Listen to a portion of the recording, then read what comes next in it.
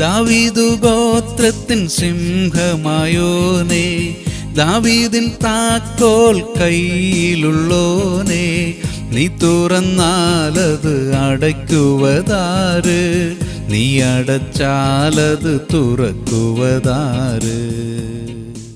വെളിപ്പാട് 3:8 ഞാൻ നിന്റെ പ്രവൃത്തി അറിയുന്നു.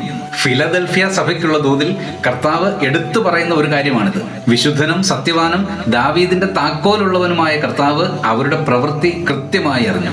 3 കാര്യങ്ങൾ അക്കമിട്ട് ഇവിടെ നിരത്തുന്നുണ്ട്. 1, അവർക്ക് അല്പം ശക്തിയേ ഉള്ളൂ എന്ന് യേശുനാഥൻ അറിഞ്ഞു. 2, വചന സത്യങ്ങൾ അവർ കാത്തു സൂക്ഷിച്ചതറിഞ്ഞു. 3, പ്രതികൂലങ്ങളിലും ദൈവനാമം നിഷേധിച്ചില്ല എന്ന യാഥാർത്ഥ്യവും അറിഞ്ഞു. ഇതൊക്കെ അറിഞ്ഞു എന്ന് മാത്രമല്ല, തക്ക പ്രതിഫലങ്ങളും അവർക്ക് നൽകുന്നു. പ്രിയരെ, അഗ്നിജ്വാലക്കൊത്ത കണ്ണുള്ള കർത്താവ് നമ്മുടെ ഓരോ പ്രവൃത്തികളും അറിയുന്നുണ്ട് എന്ന ബോധ്യത്തോടെ നമുക്ക് ജീവിക്കാം, പ്രാർത്ഥിക്കാം.